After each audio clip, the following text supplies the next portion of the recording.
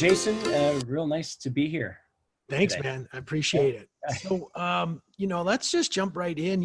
What I love about the Institute of Motion is how you've been able to, as you've grown through the years, as you've learned from, the best of the best in the world, you've been able to take this content and put it into a system that allows, it doesn't matter where your background is from, if you're traditional strength training, if you're functional training, and the different iterations of that term, but you've been able to take it all and put it into the 3 different 4Q models. And so that's what I want to start talking about and really share with the audience to hopefully expand and open up their minds on what this is all about. So if you wouldn't mind, let's dive right into 4Q. Maybe if you can show, what the one version of the 4Q is, the mechanical model, a neuromechanical model, and we can go from there.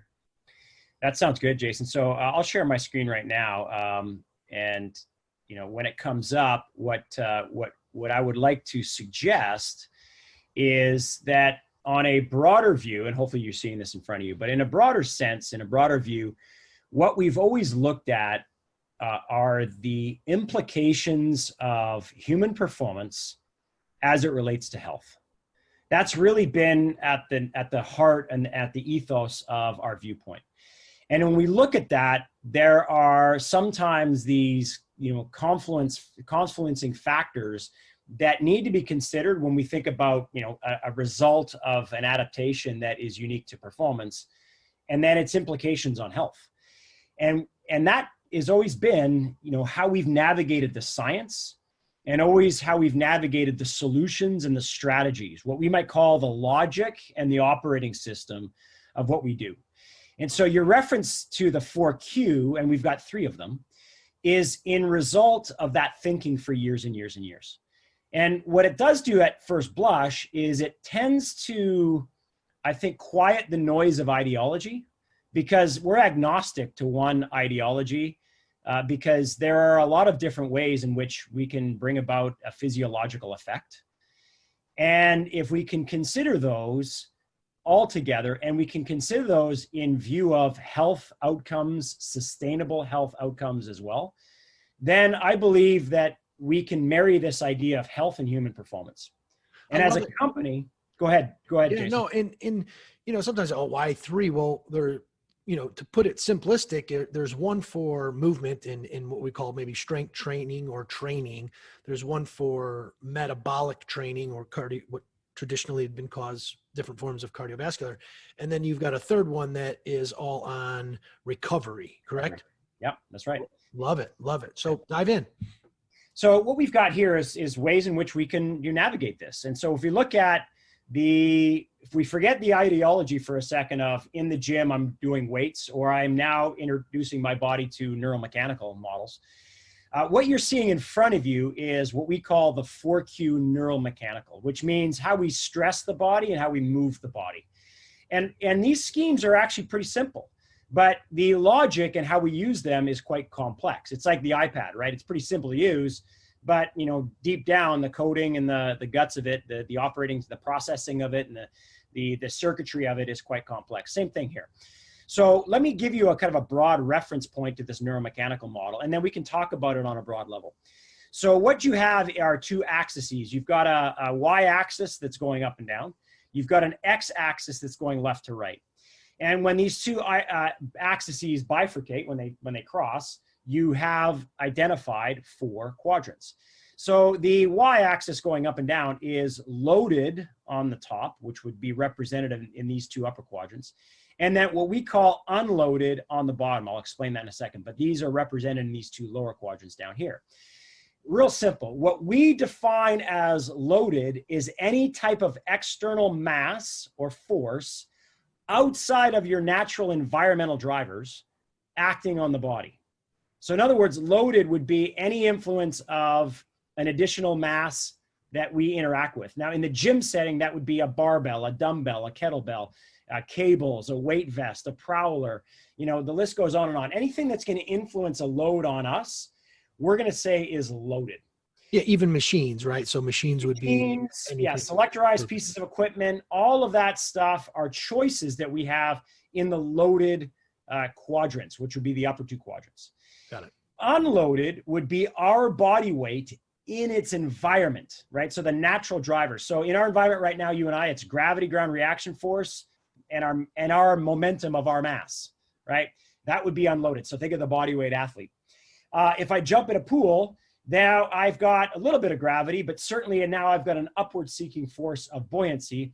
And then I've got more surface drag or surface friction by the medium of water. Okay. That would still be considered unloaded. It's just more unloaded, right? Because now there's less force of gravity. There's more drag, right? But there's less force on the joints and typically on the tissues. So those two would be unloaded, right? If we dove into a pool and did activities, or we were the body weight athlete or the gymnast and we did activities, they're going to be unloaded. So now you see the characteristics of loading and then what we call body weight or unloaded, right? So, so just, you know, one thing that popped into my head is if somebody wore a weighted vest or a backpack, that would then technically move you up into the loaded, correct? You got it. Okay, perfect. You got it. So let's use a couple of quick examples. So loaded is a weight vest. It is, if you use a heavy enough skipping rope, that's loaded. Okay. Right. If your intention of using a skipping rope is just to jump over the rope and it's very light, you know, then it's not going to really be a load. But yeah, anything that you're going to have that is going to contribute to an external reference of load to the body, we call loaded. There's loaded cardio too, right? So if you think about treadmill running, that's your body weight moving in a field of gravity, kind of up and down. Or if you're jogging down a trail, that's unloaded cardio. And you cover that stuff in the metabolic model, correct? No, we cover the metabolic substrate utilization. Got it. Okay. Right? Like your energy systems. Yes. We cover that in the 4Q metabolic. Okay. But the mechanics of a cardio piece of equipment or a cardio protocol, right? The neuromechanics of it all are covered right here. Perfect. Okay. So if you're taking a rowing ergometer, right, that's loaded linear. Right. So that's going to be in the upper quadrant on the left. Right. So that, or a stationary bike is loaded cardio. Why? Because it's an external resistance that I've got to overcome. Got it. Now here's the throughput, right? Here's the logic. If I'm a runner, that would be a lower quadrant. Right. And as we're going to find out, it's actually the lower left because it's unloaded, but it's also linear, which we're going to get into in a second, but it's unloaded. And a rower is a loaded cardio. Now that's the mechanics of it all. Forget about what energy systems you're using, what fuel sources, that we're going to consider that later on. Got it. But just the mechanics of those two things, right? Running versus rowing. Which one has more total peripheral resistance? It's the one that's loaded, right? Because on a rower, you've got to contract muscles against the flywheel or against an oar in the water. Yep. And that's going to require more muscular activity because it's loaded. Right? It's not just your body weight and its mass and momentum that can swing freely in its environment. You've got more of a load to the system because you've got to interact with a flywheel or or in the water. Because it's loaded, there's more what's called total peripheral resistance. Your blood pressure goes up. Got it. And if you've got to deliver oxygen to a working muscle, and those muscles are contracting more and longer because of the load, it's going to take more pressure to shove blood into a working muscle to get oxygen in there. So the chamber of your heart that does that is your left ventricle. So the adaptation over time is going to be more of a thickening wall to the left ventricle, which is called left ventricular hypertrophy. And it is as a result of your total peripheral resistance going up. So said another way, more simply, at the end of the life of a rower, they're going to have a thicker wall to their left ventricle. Got it. A runner is going to have a bigger chamber because of a preload coming from the left atrium to the left ventricle. So they're going to have a different adaptation to the heart, right? Because they're unloaded, right? It's more momentum based, there's more venous return. Because and so, and you got some purists out there, everything's loaded, your body weight, you got force, but we're not diving into the detailed biomechanics of that. We're looking at this from a standpoint of being able to select different exercises, different tools different modalities to be able to create an overall healthier individual, correct? That could be said. So let's go back to the scrutinizing viewpoints out there, which are tremendous. We need that, right? So, all right, let me dissent against this for a second. Michol, everything's loaded. You're right. But taking a body weight approach versus an external mass is akin to taking a lat pull down versus a chin up. And let's say I weigh 190 pounds and I do a lat pull down of 190 pounds, or I do my body mass, which is 190 pounds of pulling up, right? Biomechanically, it's a very similar movement signature. Like there's, I'm going through some, horizontal, or in this case, frontal plane adduction. I'm decelerating arm abduction, similar type of process, but there is a huge difference between pulling a mass towards my body or pulling my mass towards a fixed object, right? So the lat pull down, I'm pulling the bar towards me. In a chin up, I'm pulling me towards the bar. Yep. And so what is required, as people who have done both know, is a different movement sequencing, a different motor task, a different reflex within all the mechanoreceptors in the shoulder, because they're 180 degrees out of phase. It's a completely different movement task. And the chin up requires much more stabilization than the lat pull down. So they're both load based, but one's body weight, which we would call unloaded from any external mass. Doesn't mean there's no load, it just unloaded from any external mass. And the other one is an external mass that we're manipulating. Both of them have tremendous benefit. But if all I did was move mass around, I would always be in the upper two quadrants. What's kind of cool about these schemes is that our data points would be all in the upper two quadrants. And anybody could look at that over time and say, wow, there's a cluster of data points in the upper, not very much in the lower. And I'm wondering if that's going to spell some demise for any type of long-term sustainability and adaptation. And bodybuilders know this, right? So all of the stuff is up, it's loaded. How do their joints age? Not so good. So if I'm a coach, right, and I don't take special consideration into how to bulletproof my individual, then I'm not really coaching the best I possibly can. Because if I'm a bodybuilder and you're coaching me, I want to be a bodybuilder as long as I want to be a bodybuilder. Yeah. I don't want it to fall short because, or a strength athlete of maximal load because of breakdown, because my health quotient is suffering. So what we are looking at, in effect, with all of these quadrants in the 3-4Q models that we have, is the idea of variability for sustainability. And it doesn't necessarily mean that I'd spend 25% of my time in each of the quad. No, the signature is relative to a person's goal and their readiness. So if you're a strength athlete or you're a bodybuilder, you're going to spend most of your time in the upper quadrants. Hallelujah. That's awesome. But what we would say is, to a certain degree, to be anatomically available, to make sure that we are resilient, we're going to give ourselves time and a period of our program where we can actually do some other things so that we get a corresponding adaptation of other benefits that might be represented in other quadrants. And we're going to see this in the other 2-4Q models that we're going to look at as well. So in effect, kind of the thing that came into my mind is, for years in traditional training education, there's been the traditional periodization model, and the periodization model was, not looking into, let's go a little bit back, Tudor bump of stuff way in the back. Then there was an endurance phase, and then there was a hypertrophy phase, and then there was a power phase, then there was a cool down, and then you kind of, depending upon your goal, went into that. So what you're saying is in essence, and then, different organizations, Paul Chek, NASM created there's more of a stability, strength, power model.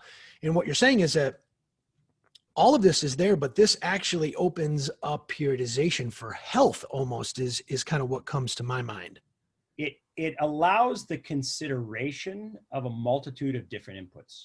Got it. So a person that is typically more physiologically ready can actually like bend and yield to different perturbations. Like they've got more capacity to bend without breaking.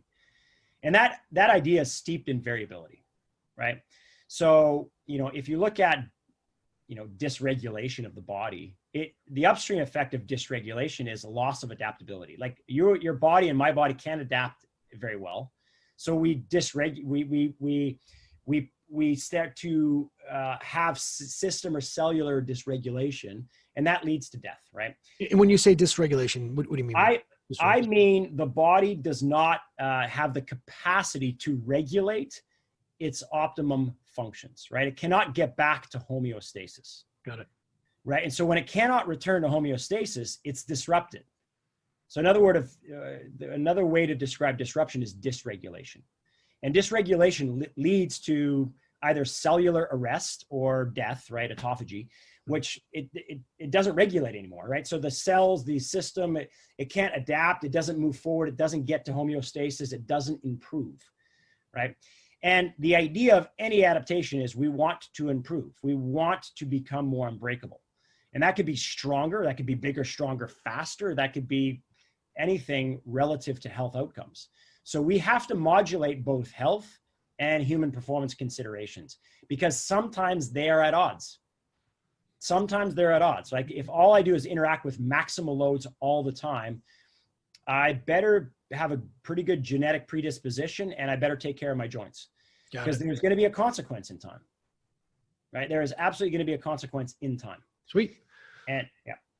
All right. So we got loaded, we got loaded and we got unloaded, right? Yep. Which is basically another way of saying that this is probably more clear is external mass or our body weight, right? They both have huge advantage.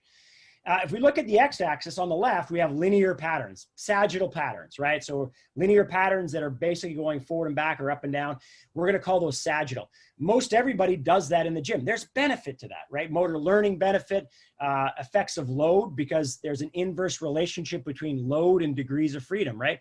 As soon as we go multiplanar, we have to go submaximal.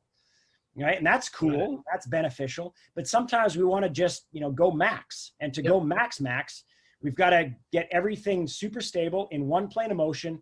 We want to, let's say, reduce degrees of freedom so we can maximize load, so we can access Henneman's size principle, which says as the load goes up, you're going to start accessing not type 1 fibers, but rather type 2, A, B, and X motor units. And those are more prone to hypertrophy. And that's awesome. So we do that as a function of load, and we do that as a function of reducing degrees of freedom, like i.e. going linear. So it has a place, right? So an example of what you're saying there, just so we can reach all the listeners, some might have the knowledge, some might not, is a basic squat would be your sagittal basic motion, or a static lunge where you're just basically alternated legs, split squat, some people may call it, up and down. But and that we can load at a higher level traditionally.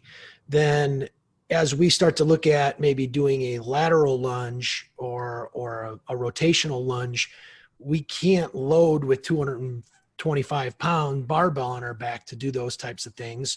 I mean, the freaks can potentially, but there's risk there.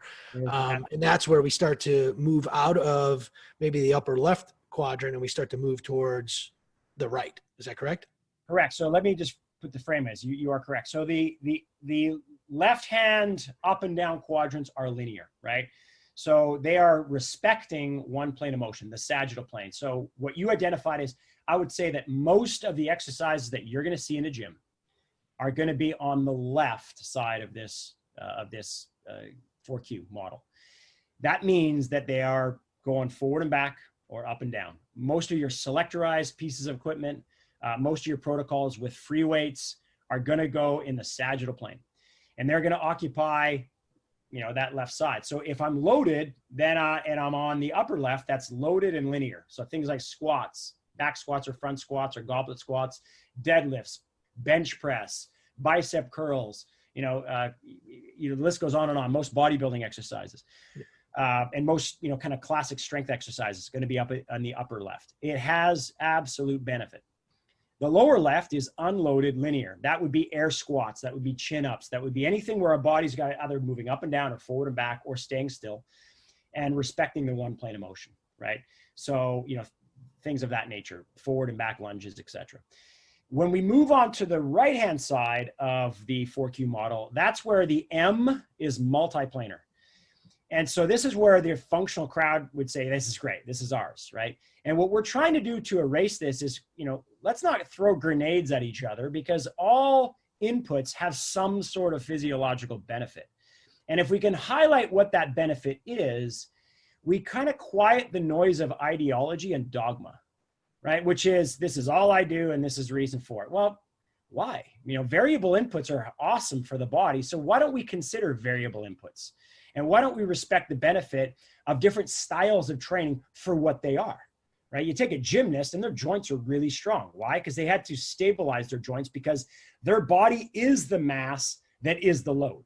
We just call it an unloaded, or let's say void of any external load, because they're using their mass and momentum as being the loading mechanism. So multiplanar, either loaded, which is on the top right, or unloaded, which is on the bottom right, is going to be where we're going to deviate off of the sagittal plane. We're going to go into the other two planes. And that affords us what we call omnidirectional load.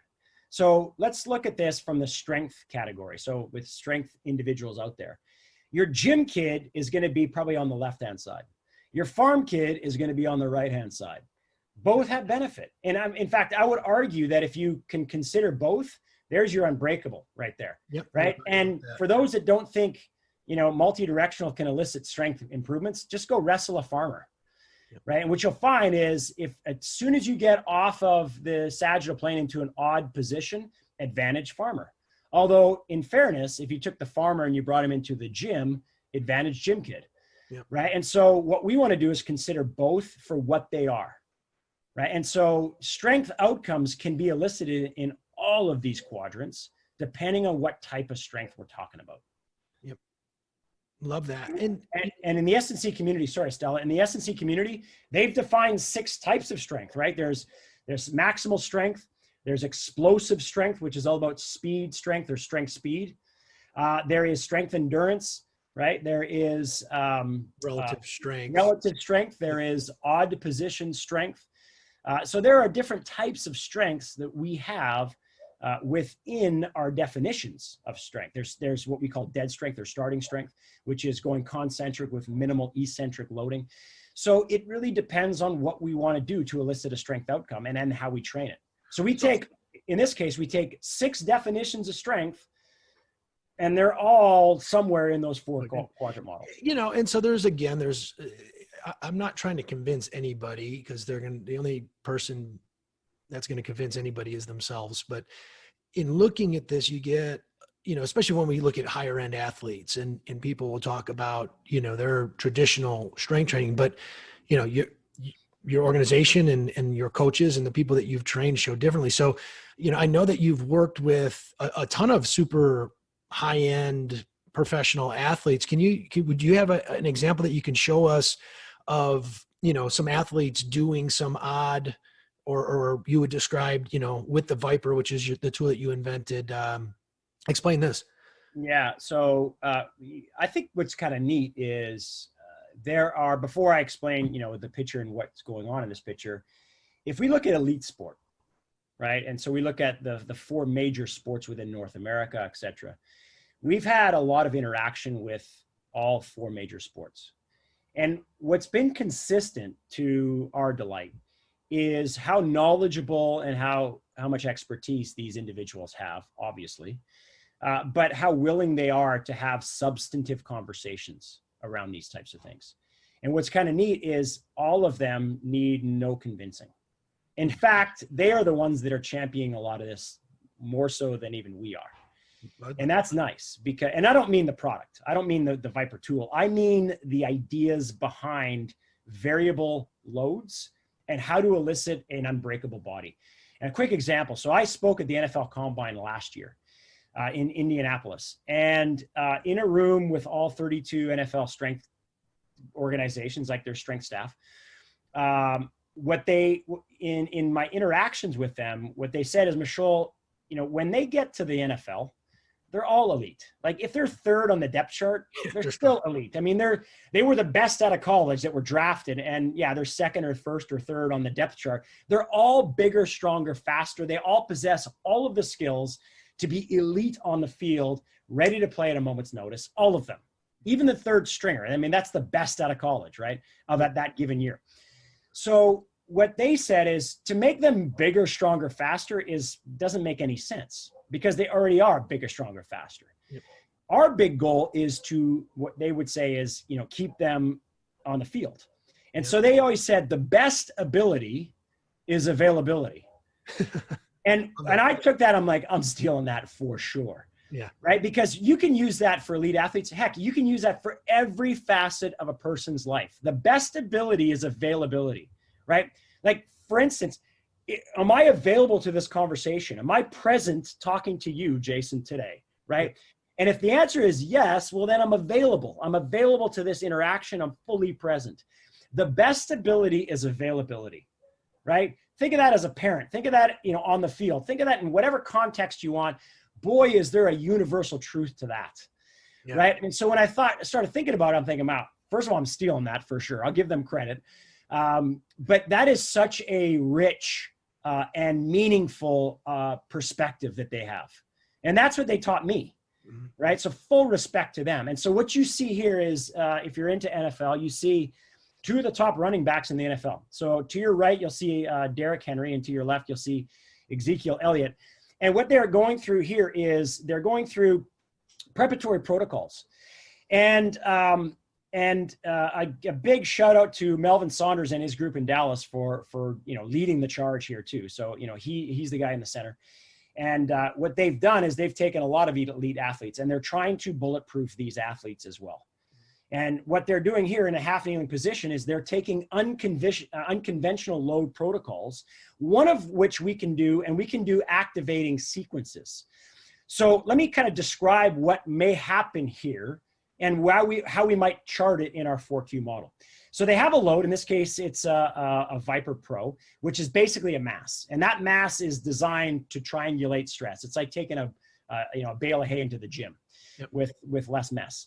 And so if they were to get into this half kneeling position, and on the right, you see Derrick Henry, he is going through now with fixed hips. He's trying to dissociate his hips from his thoracic spine. So in the half kneeling, it's going to block his hips.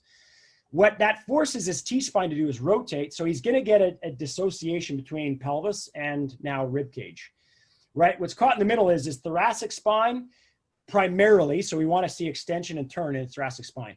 In that, what we would call unusual or odd position, he might go through what's called forced breathing. So if he forcefully inhaled or exhaled, or he percussively inhaled or exhaled, which would be more like a, that's either going to, if it's forced breathing, like just slow breathing everything out or slow breathing everything in, and when you think you're done, just keep breathing in or keep breathing out, it's going to call upon accessory breathing muscles. And those are primarily stability-based muscles. So for instance, if he's holding this position on the right and he's blowing out all of his air, everything he's got, right? First of all, he's going to spare the diaphragm. He's going to create hoop tension around the all four layers of the abdominal wall. He's going to upregulate the multifidus and all the paraspinal muscles. And he's going to create traction about the thoracolumbar fascia. His glutes and lats can grab into that, and he's prepping deep core stabilization in an odd position. Ooh. Why? Because he lives in odd positions, and at no point in his endeavors on the field does he want his nervous system to recognize any degree of threat, right? He wants to be strong and stable and at the right place at the right time, and his nervous system knowing that I own these positions. He wants to do that dry land. And then when he's on the field, his nervous system goes, I own all of these positions. At no point do I create a critical delay, which is his body grabbing. He's free to do whatever he wants to do. And so if you were to take this and you were to load it up, so the heaviest Viper Pro we got is 70 pounds, which is this one right here. Now, that doesn't sound like a lot. 70 pounds for someone who's thinking deadlift is like, yeah, it's pretty easy. Yeah. But if you were to take a 70-pound old school TV and try to rotate your body and extend it away from your body, like good luck to the strongest human being on the planet, right? So if you were to able to matriculate up in terms of weight, this is not a preparatory exercise anymore. If the weight is high, this is an odd position strength exercise because you can maximally get, if you want, into that position under extreme forces in an odd, uncommon position and train force production. So on your 4Q, that particular exercise would fall under what quadrant? Well, for the listeners out there, we're loaded, right? Because there's some sort of external mass. And we're going through more than just a sagittal plane because he's rotating. So that would be in the loaded multiplanar training, the LMT upper protocol right here. Now, what's more involved is you see a grid system here. And these data points represent each individual exercise. So you could actually be more multiplanar and more loaded, or less multiplanar and less loaded, and still be within the same quadrant. Does that make sense? So your data point for one would be right. Can you see my cursor right here? Yeah, absolutely. Or a data point could be right here. So if he's taking the mass right now and he's kind of turning with low force, so he's got a lighter Viper Pro, lighter would be right here. More load would be somewhere up here. If he turned a little bit more and used a 70, that data point might be right up here. Got it. So what you get in time is you could say, all right, if we're looking at our warm-up protocols, what type of cluster of data points do we see at the end of a period of time? If we're talking about cardio or strength or power, what type of strength am I getting to right now? Is it all or power, right? The expression of force. So strength expressed is power. Mm-hmm. And if I'm doing power drills like the hang snatches, and that's awesome. That's all in here. But we have all of these power drills that are dead starts and dead stops that could be linear and also multiplanar. So let me go back to this picture. So if you had Ezekiel Elliott do a bunch of dead stops rather, that are multiplanar. So let's say he took this mass, he was standing up and he jumped to the side. He landed in a lunge position, but he was jumping to the side. And then he took the Viper Pro from over his head and he slammed it into towards the ground, not into the ground, but towards the ground. And his entire body had to put on the brakes quick. And then he reset, he put his feet parallel, and then he jumped to the side again, landed in a lunge, took kind of a rainbow pattern, shoved it towards the ground and tried to decelerate it, and then stopped and reset. And then jumped to the side again and decelerated, reset again, jumped to the side and drive down, reset. Those are dead starts. Or excuse me, dead stops rather. If you did the reverse, they'd be dead starts. Okay. That's all about deceleration, which is one phase of power in the triphasic nature of it. So why would that? So we've got the elite athlete. Most of the viewership probably out there aren't training a ton of elite athletes. And how do you then take that and apply and explain why that's right for the general population? Phenomenal. So I'm a fitness wellness seeker, fitness enthusiast, right? And give me some activities that I love to do. Doesn't matter which ones they are. Oh, like, just like if I'm the guy and I'm not Ezekiel Elliott by any means. Yeah. Well, you carry your kids, you I want to look your kids, whatever, play. Let's be more honest than that even. I want to look good naked, right? Yes. So that's a big one. So I want to look good in the mirror, even at my age, right? So at 40, 48 now. So I want to look good naked. I want to play with my daughter. I might want to have some degree of athleticism, right? Yep. So play some recreational tennis, maybe do some running, would do whatever, go surfing. Whatever that is, that's probably me. Am I Ezekiel? No. Do I need deceleration? Yeah. If I'm playing tennis, I'm running and I'm playing with my kids, I need deceleration. By the way, that burns a ton of calories because if I dead stop 5 times, my heart rate is through the roof and I'm creating acidosis, right? Because I have to contract so rapidly these muscles with high force or low force if I'm a beginner. Yep. But there is a certain degree of intensity, which we're going to get into in a second. And that starts to spew out hydrogen ion. Hydrogen ion is the catalyst towards IGF-1 and mTOR activation, which is going to make me bigger, stronger, faster, and make me look better naked. Awesome. So there are aesthetic benefits, there are functional benefits because of the nature of what I'm doing. Do I have to do it like these guys are doing it? Nope. But all I do is I take a similar approach in the sense that, yeah, I still got to work on power. I would argue that everybody needs power. At 87, I need power. Why? It's just at a different level. Walking up and down stairs is power for, an older. Right. My power at 87 is not going to look like these guys. Yeah. But my power at 87 is going to be relative to me. I still need it because falls prevention, right?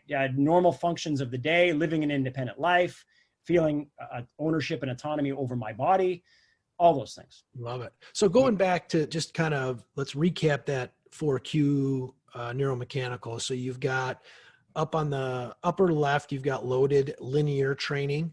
Yeah, lower left, you've got unloaded linear training, which is more body weight. And then you've got your loaded movement or multiplanar training that's in the upper right. And then the unloaded multiplanar movement or unloaded movement training down at the bottom. I love this. This is a great diagram.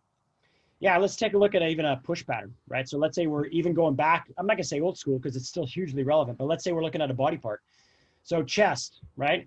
Mm-hmm. In the LLT quadrant, bench press, chest flies, a machine-based, chest press, whatever, right? Dumbbell press, that's all here. The same type of thing down here would be a push-up, right? And that could be off the wall if I'm a beginner. It could be on a Smith machine if I'm kind of a beginner. It could be on the floor if I'm a more advanced, and that's down here. An unloaded multi-planar push-up would be kind of your traveling Spider-Man gecko push-ups that people do, TRX with a rotation push-up, anything like that. Are there benefits to that? Yeah. Is there still benefit to a bench press? Yeah. Yep. Is there benefits to a regular push-up? Yeah. Right? This is less motor complex than a rotational TRX push-up. And yep. for me, that may be exactly what I need. Mm-hmm. Or a wall push-up, which is right here. Low force, super simple for me to accommodate. That's what I need right here. Right? So, and that, or I could get more complex. A loaded multiplanar example might be a standing cable chest press with rotation, right? So now from the feet all the way to the chest, they have to be strong, right? So it's not just chest, it's my trunk, it's my forefoot as it grips the ground and I go through a rotational push pattern. That's up here. So at what point do we take that chest exercise? At what point do we start to say, you know what, all of them have benefit, they're just different. Mm-hmm. And that's the sort of narrative we want to convey. I love the idea of vetting this. I love the idea of scrutinizing this. Heck, I love the idea of dissenting even against this, as long as the conversation is substantive and respectful. Yep. Go for it, right? Mm-hmm. Because what we're looking at is physiological outcomes, not ideological, this is what I love. Yeah. Right? That's no problem, so far as it doesn't blind us to what's happening on other benefits that might happen physiologically. Which is something that's hard to do in this day and age. Well, sometimes I'm kidding. In fairness, you're right. And let me defend the fitness industry for a second, but you're right. Like fitness and fashion are trend-based. Mm-hmm. And that's what we do, right? And so if we're putting our fitness hat on for a second, it's trendy. So whatever's trending is the one that's being argued vehemently as being the best thing ever. Yeah. And I get it. No judgments on that. It's hard to explain systems biology from that perspective, but I get the motivation and the passion behind it. What I might just say is, hey, stay curious. Yeah. Open the mind to stay curious, keep passionate, dissent and argue all you want. That's no problem. Try to keep an open mind to what's happening physiologically. And to the degree, this is my viewpoint, to the degree that we can cut through ideology and dogma, is to the degree that we can shed our own bias and take a look at what biology is doing to self-organize. So I think that's I think it's a perfect lead into your next 4Q model, because you mentioned what's trendy. And obviously I don't think there's anything more hot, trendier than what you have in the upper right-hand corner is the high intensity interval training. So why don't you, let's start let's go and name each one of these quadrants real quick. And then let's deep dive into, what they are from a metabolic or cardiovascular standpoint. Right on. So similar kind of idea of the neuromechanical, but now we're talking metabolic, and we're not talking about the mechanics of cardio. We're talking about the energy systems of cardio, and it's represented right here. So we still have the two up and down axis and the left and right axis, and that informs 4 quadrants again. They're shaped differently. We'll find out why in a second. So in the up and down axis, the y-axis, we've got on top high intensity. And then towards the bottom, we've got sub-maximal intensity, what we might call kind of low intensity. So that's kind of on your up and down quadrant. So what would you, just quickly on that, would you say, is it based off a heart rate? Is it 60% or lower? Is that kind of what you would put at submaximal, or what's well, it's based on heart rate, but it's also based on anaerobic or ventilatory threshold. Okay. The point at which you move predominantly towards a more immediate energy source, that inflection point is your x-axis. That's the one that delineates high intensity to submaximal intensity, which is the HI on top or the SI on the bottoms. And what I love, especially for a lot of the lifetime trainers, lifetime members out there, or anybody who has access. I just saw actually something on the internet where people could purchase at a pretty low cost the ability to train metabolically through a at-home unit. But doing a metabolic and active metabolic assessment to find out what is actually happening for each individual would be ideal here, and really allows you to understand what quadrant you're in. Precisely. And so that's the up and down. The left and right is what we call steady state on the left, and then on the right is more interval or undulating. Now, let me explain. Steady state means that your body's physiology is in a similar state the entire time. And I'll explain that more in a second. So it's steady state physiologically. And interval means that there are changing states within physiology. And so let's unpack each of these acronyms. So if I'm sub-intensity on the bottom and I'm on the steady state, which is on the left, in the bottom left quadrant is sub-maximal intensity, steady state. What we might call SIS or SISS, sub-maximal intensity, steady state. Examples would be going for a jog and keeping your heart rate, obviously under threshold, but at 120 beats the whole time. Yep. Walking would do that. Walking, biking, anything that is aerobic in nature and that your heart rate's relatively the same and it's under threshold, you're going to be largely in that quadrant. So those are the examples. Now, here are some benefits, right? The aerobic activity, increased hemoglobin concentrations, increased myoglobin concentrations, PGC1 alpha goes up, which increases the expression of mitochondrial biogenesis.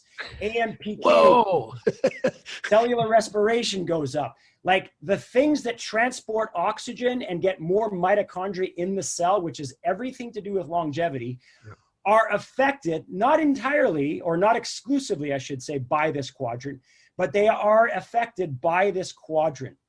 So the idea of saying, don't do aerobic exercise because it kills your gains, we will get to, but there is a massive conflict between health and human performance when we have that soundbite as the major soundbite in our brain.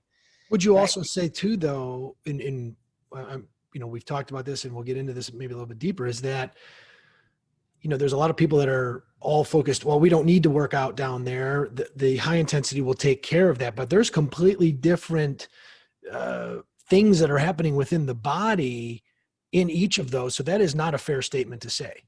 No, just look at the if you're an academic or you like academia, look at all the research on what's called metabolic flexibility. And it is the idea of moving from one energy source to the next with ease. To the degree that we can do that means the degree that we are healthier or we are quicker to react to different, environments, right? So I can go from high intensity to low intensity, and I can so think about this. If we're in this sub-maximal intensity steady state bucket, and the argument is, don't worry about it. We're in high intensity, it'll take care of everything else. Not really. Because, we don't really express a lot of Krebs or citric acid cycling in the upper. We will during recovery if we actually do a lot of recovery, but we don't. And so all of the rate limiting enzymes, all of the catalyzing enzymes that are present in the citric acid cycle, as it goes through beta oxidation, as it goes through oxidative transamination and deamination, which is proteins into the Krebs. Yes, I said proteins into the Krebs, are good. Right? Because to the degree that we can express those signaling pathways is the fact that we are more ready. Now, the fear is, oh my gosh, you're burning proteins in the Krebs. Are you nuts? It's like, no, you want to express oxidative transamination and deamination because the minute traces of protein that you're using is not cannibalizing all your muscle. It's making you more ready. And when you're more ready, you can load the system and you can challenge the system and you can effort base and intensify the system even more, because you've got a strong chassis to your car. Guess what? You can rev your car in the proper dosage. Rev your car when you want to rev your car higher and get the adaptations because of that, because your body is more keenly set up. The conditions are set up to achieve better adaptations because you are more ready. So that's the whole idea of variability. Love it. And so what you're saying here too is now, I think so many trainers, so many people out there, general population, think of what's my goal, and I want to get to that goal as quickly as possible. And so what you're saying here is, most likely what a lot of research is showing is that the high intensity stuff will get you there quicker to get lean. But then how do you stay there, in both in total time it takes and in total time of each individual session, so to speak? If you could only work out a couple days a week or whatever the case is, and you're limited by time, some of those things could get in the way. And that's where I think some of the high intensity focus and popularity is stemming from. But it also, once you stop doing that, you're not going to be better off. You stop doing that. So now you got to work again. And I also argue that the better you are in the lower sections, the better you're going to be in the upper sections. Well, you could rephosphorylate and recover quicker if you're actually doing intervals, to be sure. So we're indexing health as well as human performance here. Yep, that's like to me, this discussion is health and human performance. So if the goal is, or if the objective is, Michol, I want to reach my goal as quickly as possible. Cool. No judgments on that. The other downstream effect is, do you want to maintain that degree of goal attainment, and do you want to be sustainable for a lifetime? It may not be relevant for that person, no problem. But for most people it is, so that's cool. So what we do is we program for it. And remember, I don't have to have 25% of my time in each of these quadrants. I can have a certain degree of time above threshold, no problem. If I've got a cluster of data points on top, okay. So far as I am regulating that with proper recovery, I should be fine. But we want to consider those things. So SISS is the aerobic. If we go across, SIIT is sub-maximal intensity interval training. And what that means is you're undulating intensities, but the whole time you're under threshold. An example of this is activities of daily living. If a person wants health outcomes, move throughout the day, period, right? More so than any other single intervention, that will have more effect on all-cause mortality markers than any other thing, right? If we want to age quicker, stop moving intermittently throughout the day. Like if you look at blue zones, if you look at, even the effects of the cell, health of the cell, mitochondrial density of the cell, all of it is implicated in, does this person move frequently and intermittently throughout the course of the day? Or are they just sitting for 6 hours, 8 hours at a time? Because if they are, like lipoprotein lipase, catecholamines, peripheral heart action, all of that starts to change within like 3 hours of idle sitting, right? That's not a good deal, right? Our bodies were prepared to move. Now, the natural response of stress is movement, right? When we're stressed, it's fight or flight, movement and movement, right? We're going to fight or we're going to flee. Those involve movement. What we do is we sit at our desk with our boss on our shoulder, stressed out, not moving. The natural response of stress is to move, and our environments have now completely negated that. So stress accumulates via inflammation, and now we got all sorts of other issues that we contend with. SIIT is activities of daily living, or aerobic exercise that's undulating but under threshold the entire time. So like hiking, depending upon the intensity of the hike, would fall into that category. Yes. If I'm going for a leisurely walk, but it's a little bit undulating. Yep. And it's underneath threshold, then you got it. Then my data point would be somewhere down here. Okay. So remember data points, right? If I'm doing super low intensity and steady state, I'm down here. If I'm fairly, it's pretty steady state, it's not really that interval, but it's a little higher intensity, but I'm still, my heart rate's 140 beats a minute, then I might be up here somewhere. That's my data point, right? So yeah, going for a hike that's within my aerobic zones the whole time, but I'm undulating a little bit, will be somewhere in this quadrant. Love it. You got it. Now So, let's go ahead. Oh, go ahead. I was going to go up here to this quadrant. Yeah. Good. So let's look at HIIT training. So HIIT training is what people use as a ubiquitous term for everything, right? Everything that's high intensity. What we'd say is, no, there's a delineation between the two. Classic HIIT training, in the pure definition of it, needs to have an interval. And I mean a physiological interval. I don't mean a time interval. Yep. I mean a physiological interval, because if we want to create critical power and maintain critical power outputs, we need to have a physiological recovery long enough so we can hit critical power again. Can you and then we do it again to the group? Explain what critical power is. Peak power, like go to the max, like 100%, right? Because if I'm going 100%, well, I can only do that. You can only sprint for 10 seconds, or actually 5 seconds. Like 100-meter sprint is the person that slows down less fast has a huge advantage, right? Because after about 5-6 seconds, your anaerobic alactic system is done. And then you're producing metabolites of fatigue, right? So you can't sustain a sprint. You can't sprint for, a minute, right? You're just naturally going to go, huh? So high intensity is like all out. Mm-hmm. And to go all out, you need recovery. And then you can go all out again. We call that critical power, right? So that peak power. So if I can do that, that is classic in the lab of a exercise physiologist. They will do lactate pricks, and they will know how much, what time you need for recovery before you hit critical power again. That is awesome HIIT training. High intensity interval training. And by interval, we mean physiological recovery has to occur, and then you do it again. And what we would argue is that has been held hostage in today's today's trends of fitness, because everybody's calling HIIT training kind of what it's not anymore, because what they've sacrificed is recovery. Mm-hmm. And what we call that is HIIS training.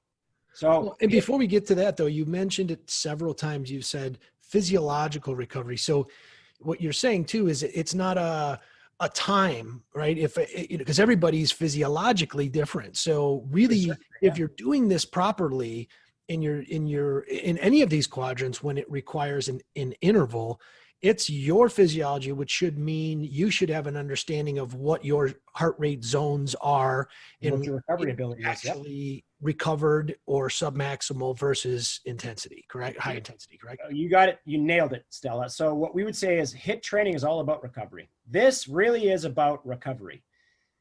Right? And who says that, right? It's like, well, no, it's about high intensity. Nope. It's about going and blasting and shoving your body with as much effort as you can to flood your body with acidosis. Awesome. Now, can your body deal with it? It's like so here's a great one, assault bike. The amazing thing about an assault bike is there's hardly any neural fatigue. Why? Because your arms and legs are just going as much as you can. And the crank arm is telling where your feet are going, and your handles are telling where your arms are going. So neurologically, it's super simple. That's awesome, because you don't get a lot of neural fatigue, but you blast the body with a massive amount of hydrogen ion, right? So acidosis, and that is metabolic fatigue. Yep. And so to do that, awesome. Your ratio, if you want your energy systems back, if it's metabolic fatigue, is about 1-4. So for every 30 seconds on the assault bike, it's about at least 2 minutes of doing nothing or doing very little. If it's neural fatigue, it's about 1-6. So an Olympic weightlifter, I'll tell you a great HIIT training. If you're my Olympic weightlifting coach and I'm doing, let's say, some pretty maximal, maybe not near maximal, hang snatches, and I might do 2 or 3 in a row. And then what do? I drop the bar and I chalk my hands and I talk to you, my coach, for like the next 7 minutes. That is awesome HIIT training. That's awesome HIIT training. And the regular client would say, but that's dead air. Like there's nothing going on. I'm not getting value for my money.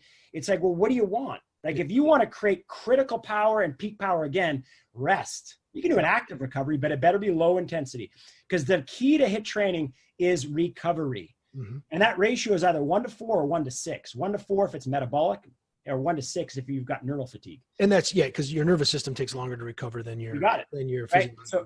So that is achieved and considered in HIIT training. And HIIT training is the lost art now, I would argue, because everybody is doing what they call HIIT training. They're doing AMRAPs and they're doing EMOMs and they're doing ASAP and they're doing Tabatas and they're doing all these things, which are all awesome, but that's not HIIT training.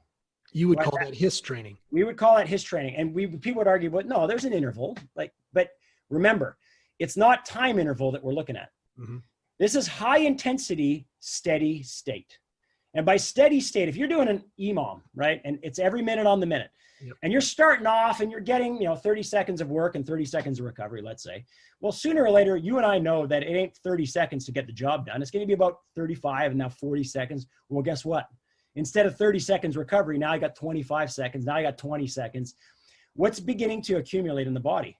Fatigue, right? So carbon dioxide, hydrogen ion, right? Lactic acid, which separates. So lactate was awesome. We can reuse that. Hydrogen ion is acidosis. That accumulates in the body.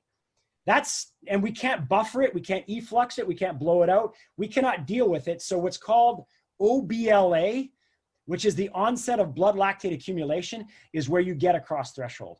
And if we can't buffer it, and if there's no recovery time like at true HIIT training, and it's just, 25 seconds, I'm on again, or an AMRAP, right, which is just going in, what we sacrifice is recovery. And if we cannot recover and we're in a steady state, kind of high intensity zone, then we call that HIST. Now, here's what the argument is going to be. Michol, there's impossible to be high intensity and steady state. We would say, no, you just can't do it for as long, right? It's maybe 6 minutes. There is some research on high intensity functional exercise that if you undulate it, lower body, you can actually last up to 12 minutes. And that's with increasing acidosis. So you deal with that. So there's benefit to this, right? Listen, if you and I create a pile of acidosis and our body's dealing with it because of an AMRAP, then that's awesome. That triggers IGF-1 as a first messenger. That binds to a cell receptor, a cell membrane receptor, and that sends a second messenger into the cell, and that turns on a signaling pathway called mTOR. You don't have to remember what that is, but that is your bigger, stronger, faster pathway. That is why CrossFitters look the way they do, man. Okay. Acidosis. And so when you say the term acidosis, I think what you're saying in what people would call, even though they're different, is the lactate accumulation or the buildup of lactate, which, a lot of studies use those terms in terms to say those are the things that increase IGF-1, increase testosterone naturally or through your exercise. You got it. Yeah. Okay. So if you're using glycolysis, right, which is sugars, Mm-hmm. that is an immediate energy source. That is what you need to use in these upper quadrants. Got it. Now, if your intensity is high enough, you'll never get to the Krebs cycle. So guess what?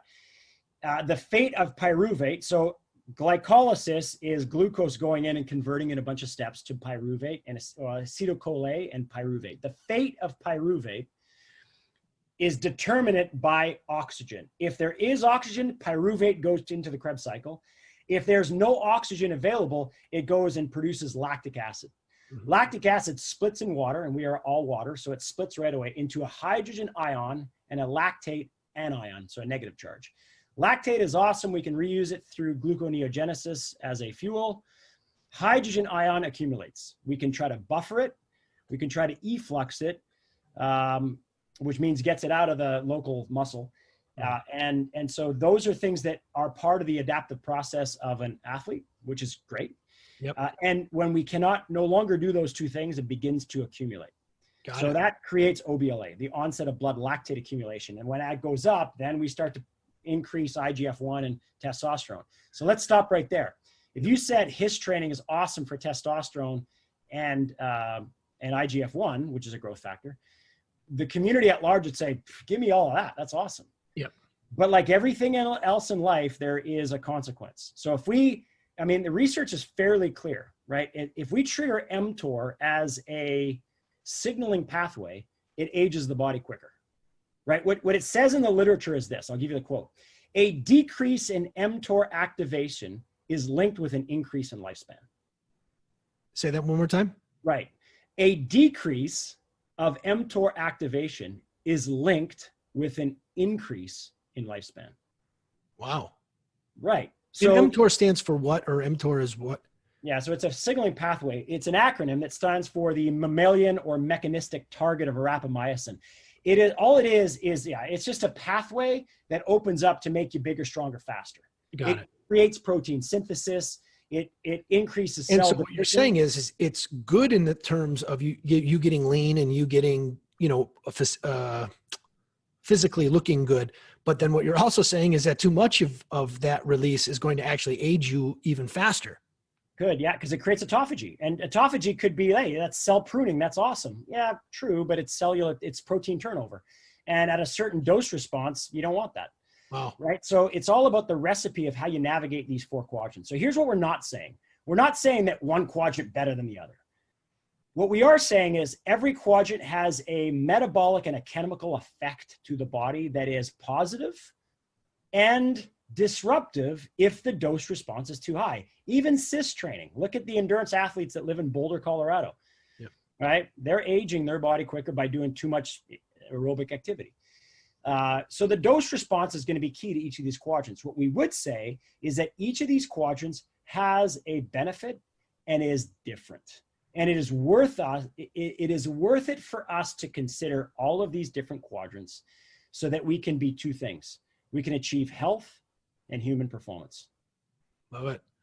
Love it. And it just, at the end of the day, it really, when you think about it, when somebody's doing, when I've done alpha workouts, for us, and we're going and going and going, and we're stopping as we can, but we're really stopping to gather our breath, maybe get some tightness out, and then we're right back at it again. That's not true interval where you're literally pausing and recovering. And there's health benefits or physiological benefits to get you leaner that way. But as you were just saying, the mTOR could go up if you're doing that all the time, which could age you faster. It could, yeah. And so alpha would be right here. Awesome. Right? Where's that? Up in the hiss. Yeah, right here. Yeah, a hiss. Right? Alpha's right here. That's awesome. That's hiss. And it depends on the work. I mean, that's one of the things we do differentiate. We try to differentiate where we do have your base, your fundamental strength days without as much of the metabolic day. Well, let me correct myself then and apologize. Alpha sounds like it could be here. Yep. Alpha could be here, and we could actually have alpha programs here and here. Now, if that's the case, what you have is an alpha program for metabolic flexibility. And here's the benefit of that. Unbreakable. Love it. Unbreakable. Whatever substrate, whatever fuel source your body's given you, you've trained your body to access it. That's unbreakable. Love and that. I tell you what, that is something that a young athlete or an older adult, they recognize the idea of unbreakable as being aspirational. And I would ring that bell all day long. Like, hey, you want to be unbreakable? Yep. Do more than just one thing. Give yourself more inputs than just one. Rattle your system in more than just one way and see if it can accommodate. Got it. Fantastic. That's awesome. So I guess that leads into the ultimate piece, because your workout's only as good as your recovery. So why don't you dive into now this, the recovery 4Q?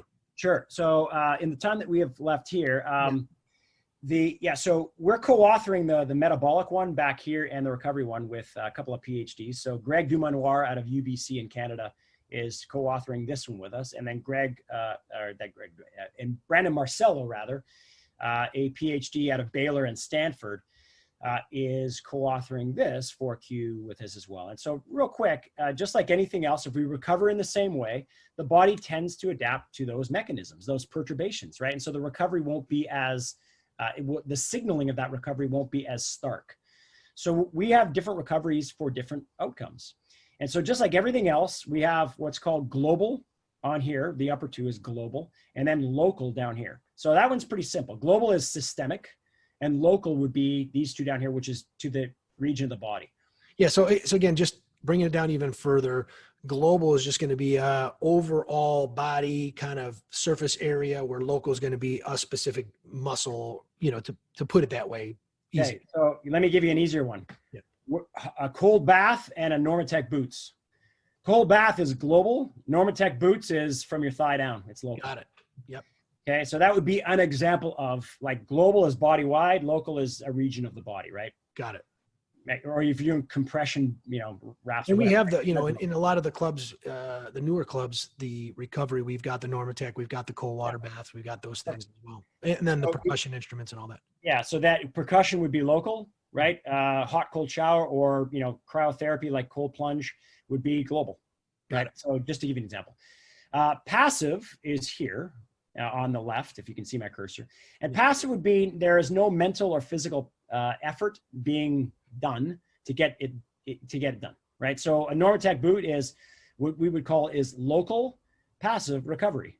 Why? Because, well, unless you have the full Normatec, let's say you just have the boot cuffs on, or the leg cuffs. So local would be thigh down.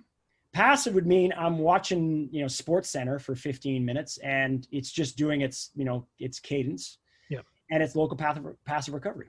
Right on. So that's passive, either global or local. The A is active, either global or local. So that requires some sort of physical effort to get the job done.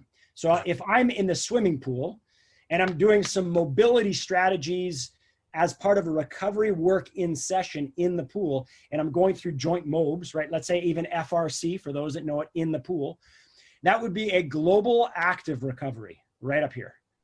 Right. And what's kind of cool about this, and we've got a program builder that we're taking a bunch of students through this right now.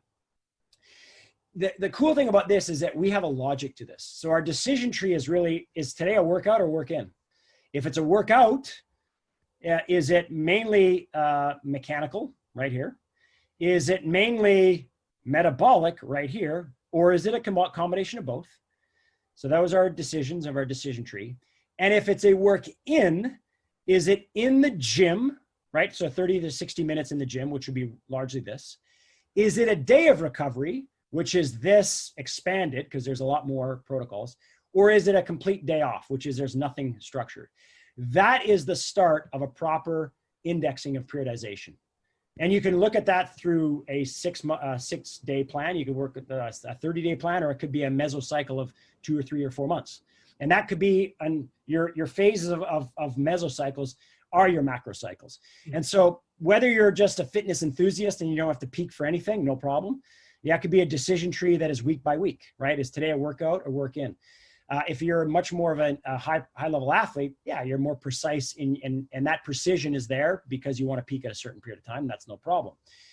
But the value of this now, Stella, is that we are, for the first time, programming stress and recovery, not simply just stress.